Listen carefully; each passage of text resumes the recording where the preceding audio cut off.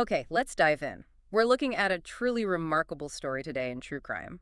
I mean, a cold case that just frustrated police, multiple departments, for decades. Yet decades. And then it's fundamentally cracked open by a writer's, well, obsession, really, her meticulous work. And the craziest part, her subject, the killer, he was arrested after her death. It's just astonishing. It really is. It's kind of the ultimate proof of what persistent individual research can do. The book lays out this incredibly painstaking search for the Golden State Killer. Driven, really, by the failure of traditional law enforcement, wasn't it? They just couldn't connect the dots across different places, different time. Exactly. That systemic gap, that failure, it basically created the space for someone like her, a non-traditional investigator, to step up. And that whole dynamic is why we're doing this analysis. So to help guide you through this amazing narrative, enjoy a bold new take on book coverage with this extended analysis. Right. It's more than just a summary, though we do include that too.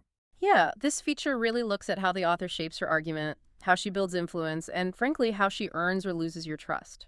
It gives you the tools, hopefully, to read with sharper insight, greater discernment. Should you read this book? Well, this should definitely help you decide. It's also fantastic for aspiring writers, I think. Definitely. And hey, if you find this expanded format valuable, we'd love to hear from you. Your feedback really helps guide our future content. And just so you know, you are experiencing a unique two-host AI conversation powered by Google's NotebookLM for deeper, more dynamic book analysis. So our first job here is understanding how the author, who wasn't law enforcement, right, how she established the credibility the authority needed for such a huge, dark case. Okay, yeah, let's unpack that authority. She wasn't a detective, no badge, but she positioned herself really cleverly through this dual identity. Mm. She was a professional journalist, already had that background, and she'd started truecrimediary.com, this online cold case community. Which was huge. That foundation meant she wasn't just some amateur sleuth popping up out of nowhere. She had a track record.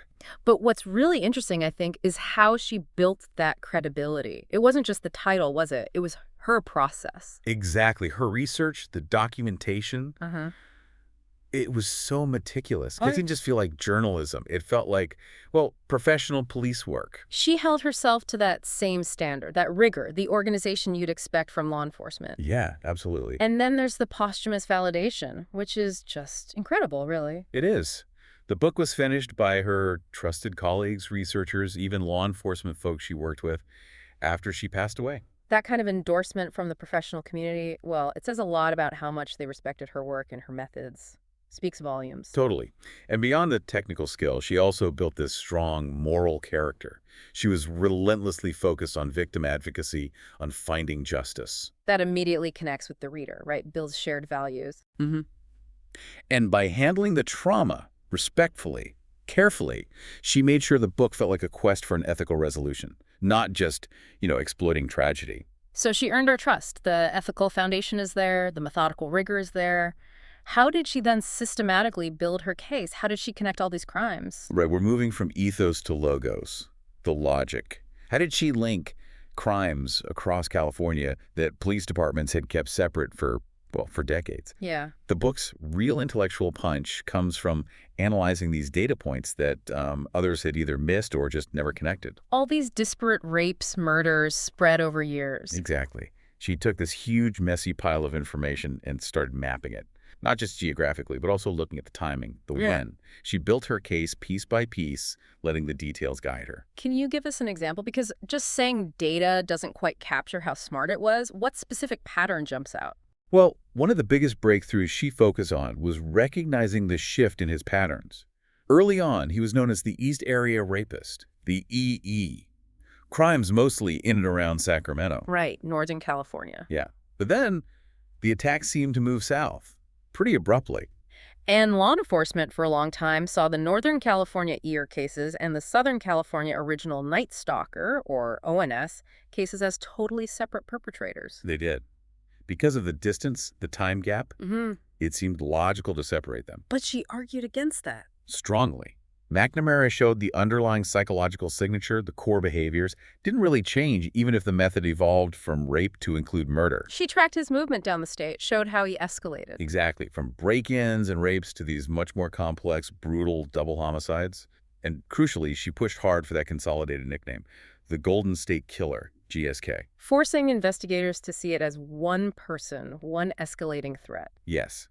That itself is a huge structural argument, forcing the system to rethink based on her analysis. That's powerful. And she also looked closely at the timing, didn't she? The temporal patterns. She did. She pointed out that while the crimes spanned decades, most happened on weekend nights or early mornings, suggesting he likely had a regular Monday to Friday job. It constrained his timing. And she tracked the geography meticulously, too.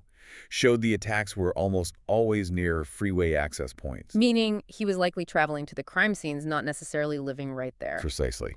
Implying a commute to commit the crime. What strikes me here is the logical power isn't just about finding new clues, but about rigorously reorganizing what was already known, just buried in old files. Yes, taking decades of forgotten paperwork and structuring it into this coherent, compelling argument.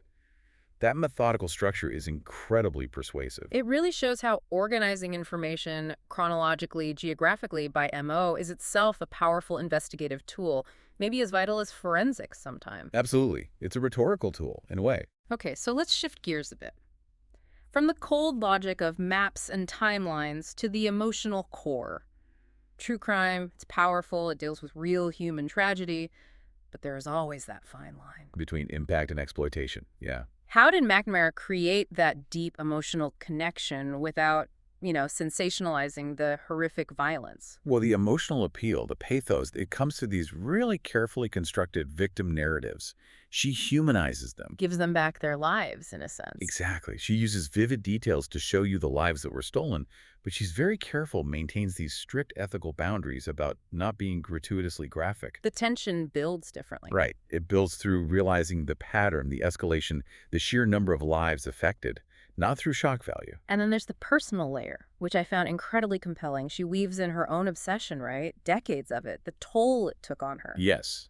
That vulnerability, sharing her own journey, it creates this immense emotional authenticity. We see the researcher in the research. And by showing us that psychological weight, the cost of this long investigation, she kind of validates our own emotional investment as readers. It makes it feel less like just reading a case file and more like joining a personal quest. A shared quest, yeah. And the writing itself, it elevates the whole thing way beyond typical true crime reporting. It really does. She uses this evocative, sophisticated language, turns the procedural slog into almost a quest narrative. Like literature, almost. Very much so. Think about the juxtaposition she uses constantly. She contrasts the killer's absolute anonymity, the shadow, with the detailed, complex humanity of the victims. That contrast is brutal. It drives home what was lost. It really does. She's turning research into something more profound. And speaking of deep, insightful analysis, if you're enjoying this exploration of storytelling and how arguments are built, you should definitely check out Mindful Moments. Yes, our YouTube channel. Right. It offers AI book analysis, summaries, critiques, really inspiring reflection and rational thought. Perfect place to nourish your mind on the go. That literary quality you mentioned, it also comes through when she uses direct address. Oh, right. Speaking directly to the Golden State Killer in parts of the book. Yeah, it creates this startling immediacy, doesn't it? It personalizes the hunt, makes you feel like you're right there with her, closing in. So we end up with this fascinating hybrid structure. Part personal memoir, part investigative journalism, part literary craft. Beyond the writing itself, what was the real-world effect? Did it? Did it work? Well, the measurable success is undeniable. It was a huge bestseller, stayed on the New York Times list forever, clearly hit a nerve with a broad audience. But the deeper impact. I think the true victory is that hybrid structure she helped popularize. Yeah. Combining that investigative drive with the personal memoir, it kind of set a new ethical benchmark for true crime. Prioritizing victim dignity while keeping the narrative intense. Exactly, finding that balance. Yeah, and the ultimate impact. The reason this book is unforgettable is that her work directly contributed to renewed police focus. It brought fresh eyes, new energy, and that attention ultimately led to the killer's arrest years after the book came out. Her primary goal, justice for the victims, was fulfilled, even after her death. It's incredible. Her lasting significance comes from navigating true crime's biggest danger exploitation so successfully. She proved rigor and sensitivity can absolutely coexist. So what's the takeaway for you, the listener? I think this book is just this powerful example of how one person's persistent, deep curiosity Structured logically, handled ethically. can not only succeed but actually surpass the established systems, like law enforcement in this case, that had failed for so long. Which really makes you wonder, doesn't it? It leaves you with this question. Hmm. Where else might these big systemic failures exist, just waiting for someone with that persistent analytical mind to connect the dots everyone else missed? A really provocative thought. Click the link on screen for the in-depth book summary. Subscribe, share, purchase via link, and think rationally. See the many genre-based book podcasts at Mindful Moments. Subscribe and nourish your mind on the go.